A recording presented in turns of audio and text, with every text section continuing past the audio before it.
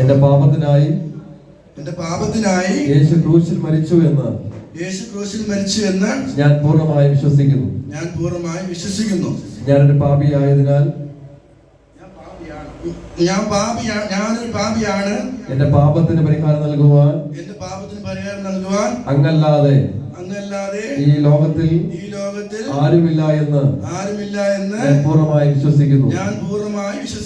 ഞാൻ അങ്ങയെ എന്റെ സ്വന്തം രക്ഷകനും കർത്താവുമായി സ്വീകരിക്കുന്നു.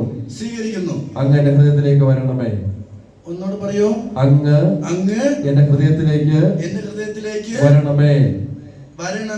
ഞാൻ അങ്ങയ്ക്ക് വേണ്ടി ശിഷ്ടായുസ് പൂർണ്ണമായും ജീവിച്ചുകൊള്ളാമെന്ന് പ്രതിജ്ഞ എടുക്കുന്നു. പ്രതിജ്ഞ ചെയ്തു കൊള്ളുന്നു. കർത്താവേ അതിനായിട്ട് എന്നെ സഹായിക്കണമേ.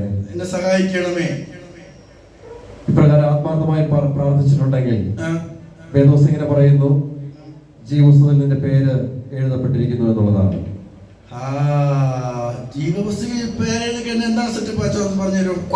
ജീവപുസ്തകത്തിൽ പേര് എഴുതപ്പെട്ട് കഴിഞ്ഞാൽ നിത്യമായി നരകം എന്ന ശിക്ഷാവിധി നിന്റെ ജീവിതത്തിൽ നിന്ന് മാറിപ്പോകും.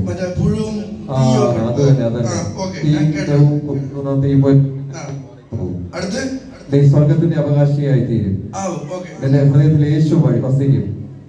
നീ പാവ വഴികളിലേക്ക് പോവുകയില്ല. നിനക്ക് സമാധാനം ലഭിക്കും. നിനക്ക് സന്തോഷം ദൈവം നൽകും. ഹൃദയത്തിൽ യേശു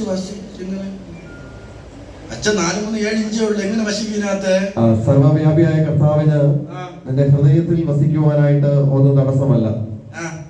നീ വിശ്വാസത്തോടുകൂടി ഏറ്റുപറഞ്ഞ് നീ സ്വീകരിച്ചു കഴിഞ്ഞാൽ യേശു നിന്റെ ഹൃദയത്തിലേക്ക് കടന്നു വരും.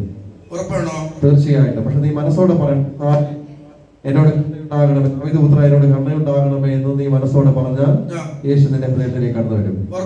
തീർച്ചയായിട്ടും. ഇല്ല, കാരണം എന്നറിയാമോ, നീ പൂർണ്ണ വിശ്വസിക്കുന്നെങ്കിൽ മാത്രമേ നിനക്ക് നൽകുകയുള്ളൂ. അത് പ്രവൃത്തിയിലൂടെ കാണണം. മദ്യപിക്കുന്നുണ്ടോ, മദ്യപാനത്തിന് മദിരാക്ഷിക്ക് അടിമപ്പെട്ട് ജീവിക്കുകയാണോ എന്നുള്ളത് പ്രവൃത്തിയിലൂടെ മാത്രമേ മാമോദീസ നൽകുകയുള്ളൂ. ഇല്ല, ഒരിക്കലും ഇല്ല. നീ നരകത്തിലേക്ക് പോവുകയുള്ളെങ്കിൽ ഉറപ്പായിട്ടും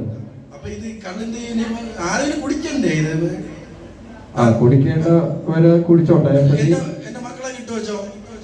നിന്റെ ജീവിതം വിലപ്പെട്ടതല്ലേ? സർവ്വലോകത്തെക്കാൾ വിലപ്പെട്ട ആത്മാവാ നിന്റെ ഉള്ളിനകത്തിരിക്കുന്നത്. അപ്പൊ അത് നശിപ്പിക്കാനായിട്ട് ദൈവം ആഗ്രഹിക്കുന്നില്ല. നിന്റെ മന്ദിരമാകുന്ന ശരീരത്തെ നശിപ്പിച്ചു കഴിഞ്ഞാൽ ദൈവം നിന്നെ നശിപ്പിക്കുമെന്നാണ് പറയുന്നത്.